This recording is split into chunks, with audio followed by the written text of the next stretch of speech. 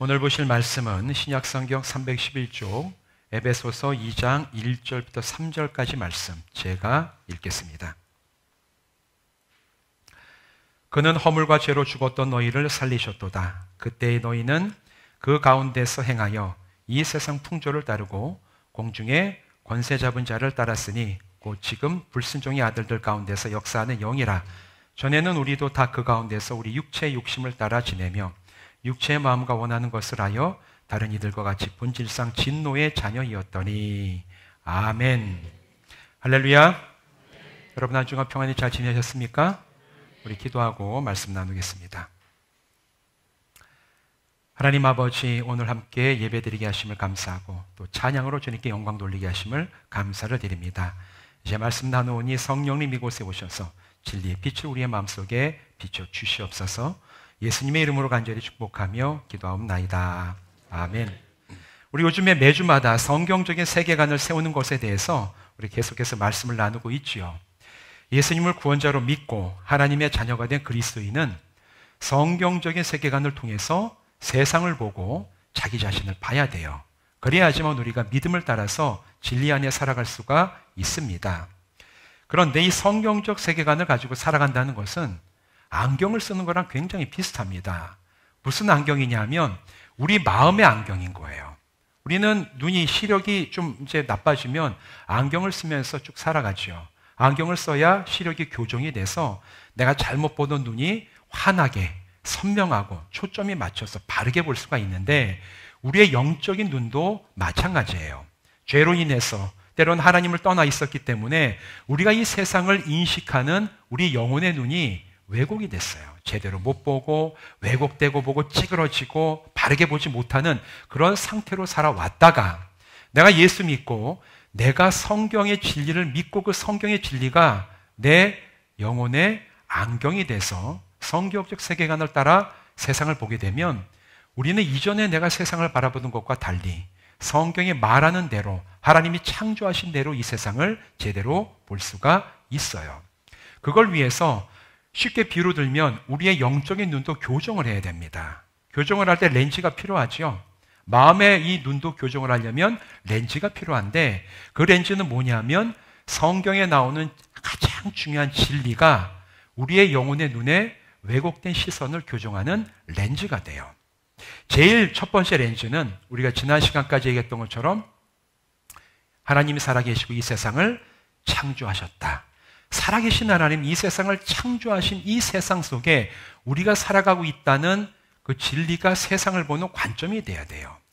그래야지 이 세상을 볼 때 하나님이 없다라고 생각하고 그걸 통해서 바라보는 사람과 하나님이 살아계시고 하나님이 이 세상을 창조하셨다라는 진리를 통해서 세상을 바라보는 사람의 관점은 다를 수밖에 없고 또 그런 다른 관점을 가지고 있으면 삶에도 반드시 다른 방향으로 나갈 수밖에 없습니다. 이게 우리에게 있어서 제일 중요한 첫 번째 마음의 영혼의 렌즈예요. 이게 끼워져야 돼요. 그런데 이 하나님이 창조하셨다는 이 말씀 가운데는 많은 피조물 중에서 유일하게 하나님의 형상을 따라 만들어진 존재가 있다. 그 의미도 들어있죠. 그 존재가 누굽니까? 자신 있게 얘기해서 다 아시는 얘기잖아요. 하나님의 형상을 따라 지음받은 유일한 존재 누굽니까? 사람. 더 정확하게 말하면 나요, 나. 옆에 앉아있는 분. 옛날 그 사람 아담과 하와만 하나님의 형상 따라 지음받고 우리는 그러면 다른 형상을 따라 지음받았습니까? 아니에요. 아담과 하와 이후로 사람은 하나님의 형상을 따라 지음받은 유일한 존재로 이 땅 위에 살아갑니다. 그래서 사람은 유일하게 올바름과 도덕의 마음을 갖고 영이신 하나님과 교제하는 영적인 존재로 살아가요. 또한 사람은 공동체를 이루는데 그냥 생존하기 위해서 공동체를 이루는 것이 아니라 함께 모여서 더 나은 삶을 성장해 나가고 또 하나님이 우리에게 주신 창조의 능력을 가지고 하나님 대신에 세상을 관리하고 돌보는 능력을 받은 사람으로서 이 세상에서 살아가고 있습니다. 그렇기 때문에 사람은 존귀해요. 누가 존귀하다고요? 사람은. 그 사람이 누굽니까? 나예요. 우리 옆에 계신 분 한번 보십시오. 한번 보세요. 네. 존귀합니까? 뭐 동의하고 싶지 않은 표정도 있으신 것 같은데, 그래요. 겉으로 보이게 그럴 수 있어요. 뭐 연세 드신 분은, 우리 어르신들은 얼굴에 주름도 많고, 이렇게 뭐 이렇게 보면, 인간적으로 보면 이제 연로하신 분들은 젊어서의 갖고 있던 아름다움이 이미 다 지나갔어요. 그러나 그럼에도 존귀합니다. 왜? 우리가 영적이고 함께 모여 신앙생활하고 또 하나님이 우리에게 주신 창조의 능력을 가지고 세상을 관리하고 왔기 때문에, 그래서 우리는 나도 존귀하고 옆에 분도 존귀하다는 고백이 마음의 속에서부터 나와야 돼요. 함께 한번 서로 축복하며 고백해 보실까요? 당신은 존귀합니다. 당신은 존귀합니다. 자, 이게 우리의 믿음의 고백입니다. 행복해 하시는군요. 예. 근데 여러분, 우리가 또 알아야 될 사항은, 우리는 존귀하지만 이 존귀함을 누릴 수 있는 조건이 있어요. 언제 누릴 수 있냐면, 하나님과의 바른 관계 안에 있을 때만 이 존귀함이 진짜 우리의 실력이 되고 우리에게 복이 되고 능력이 되어서 진짜 존귀함을 누리며 살아갈 수가 있게 돼요. 다른 말로 얘기하면, 하나님과의 관계가 끊어지면 존귀함을 누리며 살아갈 수가 없습니다. 왜냐하면 우리가 하나님의 형상을 따라 지음받았기 때문에, 자식이 부모를 정말 닮아 태어나서 부모와 좋은 관계에 있을 때 정말 잘 양육되고 바르게 자라날 수 있는 것처럼, 하나님의 형상을 따라 지음받은 우리는 그 형상으로 우리를 지으신 하나님과의 바른 관계 안에 있을 때에만 우리의 삶이 존귀함을 풍성하게 누리게 됩니다. 그런데 그 존귀하게 지음받은 인간이 존귀함을 잃고 비참하게 변하는 사건이 발생이 됐죠. 바로 그 사건을 성경은 인간의 타락이라고 얘기를 합니다. 바로 이 두 번째, 모든 인간은 타락했다라는 것이 성경적인 세계관의 두 번째 렌즈로 우리의 영적인 눈에 씌워져야 돼요. 왜 이렇게 많은 비극이 있을까? 어제 저녁에 우리나라 축구, 어제 금메달 3개를 땄더라고, 아시안게임에서. 배드민턴도 진짜 멋지게 이겼고, 야구도 이겼고, 축구도 이겼어요. 저도 찬양 예배 연습 끝나고 TV를 봤는데 아주 기분이 좋더라고요. 일본은 이겨야 돼요. 네, 이겨야 맛이죠, 일본은. 다 아래 올라온 댓글, 다른 데는 저도 괜찮다. 일본은 죽어도 이긴다. 예전에 그래서 유명한 얘기 있지 않습니까? 우리나라 일본보다 훨씬 못 살던 80년대 축구 대표팀이 일본으로 건너가게 될 때 국회의원인가 대통령이 나와서, 지면 현해탄에 빠져 죽어라. 아주 우리는 목숨 걸고 해요. 일본도 목숨 걸고 나오고, 우리는 국가의 자존심이 걸린 거기 때문에 아주 너무 기분이 좋았는데, 딱 뉴스를 들어보니까 이스라엘에서 아주 지금 엄청 지금 뭐 거의 전쟁 직전까지 가서 몇백 명이 지금 사망하는 그런 막 서로 갈등, 막 테러, 막 전쟁이 일어나요. 누구 편들 수는 없어요. 양쪽 다 문제가 있기 때문에. 그런데 한쪽에서 이렇게 즐거운데 한쪽에서 이렇게 비극이 일어나고 자식을 잃은 막 부모들이 시신을 갖고 나오는 모습 보면, 하나님, 왜 인간 세계에 이렇게 비극과 비참함이 많습니까? 이런 질문이 우리들의 마음속에 들게 돼요. 우리만 즐겁고 좋다고 모든 세계가 다 즐거움이 아닙니다. 함께 즐겁지 못한 사람이 너무너무 많이 있어요. 왜 이럴까? 사람들은 뭐 이 이유 저 이유 얘기하지만, 성경은 여기서 명확한 얘기를 우리에게 답을 줍니다. 사람이 죄를 지었기 때문에, 타락했기 때문에, 그 결과로 인해서 지금 우리가 보는 여러 가지 비극과 정말 슬픈 일들이 이 땅에 넘치는 지금 상황 가운데 우리가 살아가고 있어요. 그래서 우리는 존귀하게 지음받았지만 그 존귀함을 잃어버리고 비참하게 살아가는 사람들이 이 세상에 너무너무 많이 있습니다. 이게 바로 죄 때문이라는 것을 성경이 얘기하는데, 그것이 우리 마음속에 고백이 되고 우리 영혼의 렌즈가 돼서 씌워질 때, 우리는 성경을 따라서 바르게 세상을 볼 수가 있는 거죠. 하나님, 사람들의 죄 때문에 이 많은 비극이 벌어집니다. 이게 우리의 고백이 돼야 돼요. 하나님은 사람을 창조하시면서 에덴 동산의 모든 나무 열매를 먹고 사용할 수 있도록 하셨어요. 단 하나, 동산 중앙에 있는 선과 악을 알게 하는 나무 열매는 먹지 말라고 하셨죠. 하지만 첫 인류 아담과 하와는 단 하나였던 하나님의 이 말씀, 금지 명령은 단 하나였어요. 이거를 버리고 자기가 하고 싶은 대로 행동을 합니다. 하와를 꿰어서 유혹하던 옛 뱀, 원수 마귀의 말에 이 아담과 하와가 귀를 기울였어요. 먹지 말라는 하나님의 말씀보다는, 야, 먹어봐. 그럼 내가 하고 싶은 대로 해. 너에게 훨씬 이게 이익이야. 라고 유혹하는 뱀의 모습으로 나타난 마귀의 그 얘기에 귀를 기울이고 그 얘기에 훨씬 권위를 두었습니다. 결국 그 말을 따라가고 말았어요. 성경은 이것을 죄라고 얘기를 해요. 하나님의 형상을 닮아 지음받은 사람이 하나님의 말씀이 아닌 다른 것에 귀를 기울이는 바로 이것이 죄입니다.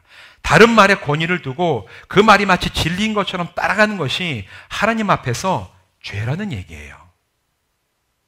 뉴스에 오르내리는 악한 사건들, 이걸 보면 사람들 저 죄인이고 저 죄를 짓는구나, 그것도 죄지요. 근데 악한 사건이 죄냐, 그것만이 죄가 아니라 악한 사건들은 이 내면에, 사람들의 내면 속에 있는 이 죄의 소리를 듣고 따라서 행한 결과로 드러나는 현상이에요. 엄밀하게 얘기하면 죄의 근본은 마귀가 네가 하고 싶은 대로 해봐, 그게 너한테 훨씬 유익이 돼, 그 얘기를 듣고 하나님의 말씀을 버린 이후에 그냥 이 세상의 어떤 다른 존재들에게 이 마귀의 말을 듣고 따라가는, 그것이 죄의 근원이고, 그 결과가 뉴스에 나오는 심각한 죄의 모습들, 우리가 보게 되는 그런 거예요. 아담과 하와가 하나님 말씀을 버리고 마귀의 말을 따라 죄를 범한 이후로 아담과 하와의 후손인 모든 인류는 태어나면서부터 하나님이 아닌 다른 것에 귀를 기울이고 따라가는 죄인이 됐어요. 우리는 이것을 원죄라고 얘기를 합니다. 그래서 사람은 죄예요.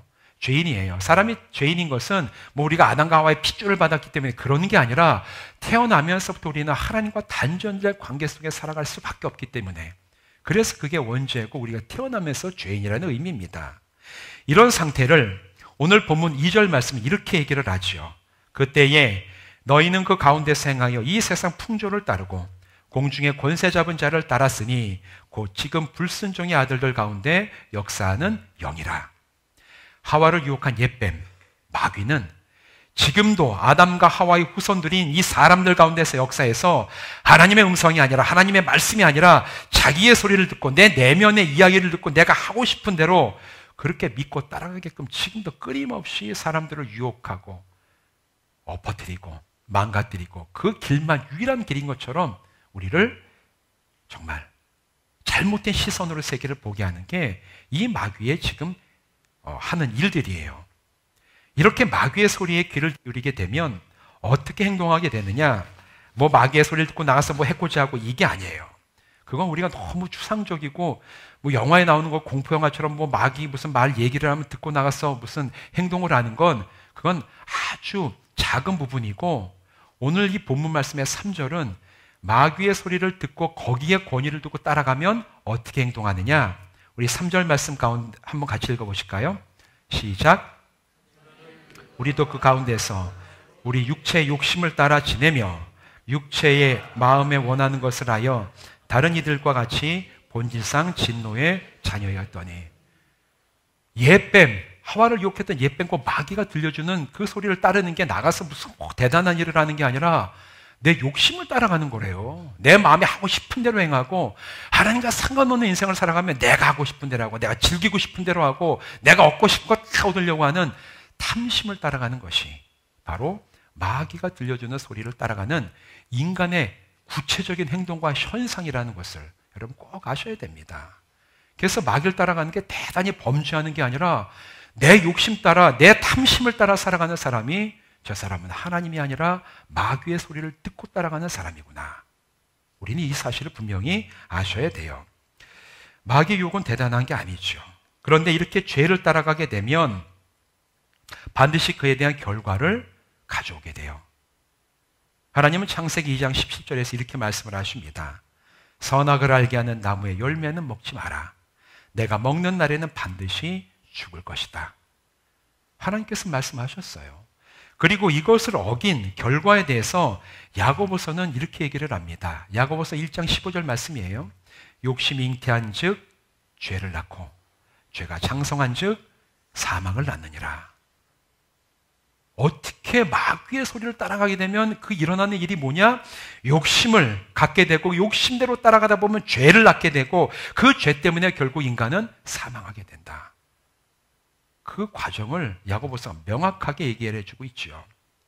죄를 지은 사람들에게, 아담과 하와죠, 죽음이 찾아왔습니다. 근데 이 죽음은, 성경에서 말하는 죽음은 두 가지 죽음이에요. 첫 번째 죽음은 영의 죽은 것입니다. 영. 우리는 영적인 존재로 지음받았죠. 왜? 하나님의 형상을 따라 지음받았기 때문에 우리가 뭐 다른 개, 동물, 아무리 내가 좋아하는 집에 고양이, 뭐 개 키워도 우리가 그걸 보면서 우리 함께 찬양할래? 우리 오늘 예배 드리는데 예배하러 갈래? 그렇게 말씀해 보신 적 계십니까? 혹시 그러시면 빨리 병원에 한번 가보셔야 됩니다. 우리는 본능적으로 아무리 내가 아끼는 개고양이도 반려묘라고 얘기해도 그게 영혼을 가지고 있다고 생각하지는 않아요. 그랬다면 같이 예배하러 오셔야 됩니다. 저 2층 옆에 문 막아놓고 애완동물용 자리를 만들어 놓고 같이 찬양하고 그래 해야 영혼이 있는 거죠. 근데 우리는 유일하게 영혼을 가진 존재로, 그 영혼이라는 것은 하나님과 인격적인 교제를 할 수 있는 존재로 우리가 지음받았어요. 그래서 우리는 영적인 존재입니다. 근데 하나님의 말씀을 버리고 하나님이 아닌 다른 존재, 마귀의 그 얘기에 권위를 두기 시작하면서 사람이 영이 죽어버립니다. 영이 죽은 자가 됐어요. 영이 죽었기 때문에 영이신 하나님과 더 이상 교제하지 못하게 됐습니다. 영이 죽었기 때문에 하나님을 알아보지도 못해요. 하나님의 돌보심과 은혜를 누리지도 못하게 되었습니다. 한마디로 하나님과 우리의 관계가 끊어진 거예요. 죄를 지어서 사람이 가장 비극적으로 겪게 되는 일이 뭔지 아세요? 하나님과의 관계가 끊어진 겁니다. 살아계신 하나님의 형상을 따라 우리를 지으셨는데, 그래서 내가 하나님의 형상을 따라 지음받은 자로 주님과의 관계 안에 있을 때 내가 존귀하고 하나님이 주신 영적인 정말 거룩함이 있고 그 말씀을 따라 살아갈 때 내가 복된 삶을 살아가는데, 아담과 하와가 죄를 지은 이후 우리가 죄 속에 태어나서 살아가게 되면서 우리가 겪은 가장 큰 상실을 겪게 돼요. 하나님과의 관계가 끊어진 겁니다. 영적인 고아가 되어버린 거예요. 여러분, 고아들, 부모가 없는 어린아이들이 얼마나 불쌍합니까? 먹여줄 사람, 의지할 사람, 나를 돌봐줄 사람 없이 혼자서 모든 걸 제대로 처리하지 못하고 많이 6.25 끝난 다음에 우리나라 어르신들을 기억하시겠죠. 엄청나게 많은 고아들 발생이 됐죠. 부모가 다 전쟁통에 죽어서 많이 죽었어요. 또 제일 불쌍한 사람들이 고아라. 어른들이 그런 얘기 하시는 게 기억이 나는데 우리가 그런 존재가 됐다는 겁니다. 하나님과의 관계가 끊어져서. 이게 죄를 지은 인간이 가장 비극적인 상태에 빠지게 된 근본 원인이에요. 제일 큰 상실은 우리가 하나님을 알아보지 못하고 하나님과의 관계가 끊어진 것입니다. 생명의 근원이신 하나님과의 관계가 끊어진 사람은 결국 육시의 죽음에 이르게 됐어요. 먼저는 영이 죽어버렸고, 영이 죽어서 하나님과의 관계가 끊어져 버리니까 생명의 근원이신 하나님과의 관계가 끊어진 이유 때문에 결국 인간은 육신까지도 죽을 수밖에 없는 존재가 되었다는 거예요. 그런데 이런 상태에서 인간의 영의 죽음과 육신의 죽음이 만날 때 그 사람은 결국 심판을 받고 영원한 절망에 빠지게 됩니다. 성경은 이것을 심판과 지옥이라고 얘기를 해요. 영이 죽었는데 그 영이 살아나지 못한 채 결국 그냥 이 세상에 살아가다가 마지막에는 육신까지 그냥 죽게 되어 영의 죽음과 육신의 죽음이 딱 만나게 되면 그 사람에게 더 이상 소망이 없어요. 회복할 수 있는 기회도 없어요. 그냥 하나님 앞에서 영이 죽은 채로 하나님과의 관계가 끊어지고 영원히 성경이 말하는 이 지옥이라는 곳에 소망도 없이 영원토록 절망에 빠지게 되는 그 지경에 이르는 것이 성경이 말하는 마지막 심판의 사건입니다. 여러분, 죄는 추상적인 개념이 아니에요. 죄는 하나님을 떠나 사람의 심령 속에 실지 않은 영적인 능력이고 실제입니다. 그 죄는 사람이 하나님으로부터 멀어지게 하고 하나님과의 관계가 끊어지게 만들어요. 그래서 성경은 끊임없이 죄에 대해서 고백하고 회개하고 너희가 돌이켜 나와 하나님과의 관계가 끊어지지 않도록 하라. 지금도 반복해서 말씀은 우리에게 이 사실을 알려주고 계신 것입니다. 사랑하는 성도 여러분, 그렇기 때문에 오늘 저와 여러분은 스스로의 심령을 정직하게 돌아보셔야 됩니다. 오늘 내가 하나님과의 바른 관계 안에 있는가? 내가 하나님과의 관계 속에서 하나님 주시는 그 생명의 근원을 받아 누리고 있는가? 내가 하나님 안에 있기 때문에 오늘 내가 존귀한 자로 내가 이 세상 가운데 살아가고 있는가? 다른 사람은 잘 알 수 없어요. 그러나 내가 나의 영혼을 정직하게 하나님 앞에서 돌아볼 때 혹시 여러분의 그 관계가 건강하지가 못하다면 바르게 세워지지 못했다면 하나님이 주시는 은혜를 내가 오늘 충분히 누리며 살아가지 못하고 있는 것처럼 내가 판단이 된다면 여러분 돌아보십시오. 하나님과 저 사이에 혹시 죄가 있지 않습니까? 하나님이 부어주시는 그 능력과 은혜를 복을 받기에 주님 제가 정말 그 가고 거치는 그 뭔가에 이 죄가 있다는 걸 깨닫지 못한 채 살아가고 있지는 않습니까? 주여 깨닫게 하시고 회개하게 하시고 돌이키게 하셔서 하나님 우리를 부르신 그 은혜 정말 주님과 끝까지 믿음의 길을 달려나가면서 하나님 안에서 내가 참으로 존귀한 자로 이 세상을 아름답게 살아갈 수 있도록 주여 오늘 내 심령을 주여 새롭게 하여 주시옵소서. 우리가 믿음으로 고백하고 주님 앞에 성결하게 서는 성도들 되시기를 주님의 이름으로 축원드립니다. 기도하시겠습니다. 하나님 감사합니다. 오늘 우리가 찬양 예배 드리고 또 오늘 죄에 대한 이야기를 나눴습니다. 하나님, 죄는 추상적인 개념도 아니고 죄는 그런 먼 나라 이야기가 아니라 옛 뱀 곧 마귀가 우리를 하나님께로부터 멀어지게 하고 끊어내기 위해서 지금도 끊임없이 역사하는 바로 그 실체임을 우리가 말씀 속에서 발견을 했습니다. 우리의 삶을, 우리의 영혼을 돌아보니 하나님, 죄로 인해서 예전에 끊어졌었던 하나님과의 관계가 십자가 보혈 안에서 회복되게 하셨사오니 오늘 우리가 그 은혜 가운데 살아가는지 내가 하나님과 회복된 관계 속에 존귀한 자로 온전히 서 있는지를 정말 정직하게 돌아보게 하여 주시고 그렇지 못하다면 우리가 정말 숨겨져 있거나 가로막혀 있는 죄에 그 짐이 있는지를 알아보게 하시고 주님 앞에서 회개하고 돌이켜 나와 하나님과의 회복된 관계 속에서 존귀한 자로 이 세상 살아가게 하여 주시옵소서. 예수님의 이름으로 간절히 축복하며 기도하옵나이다. 아멘.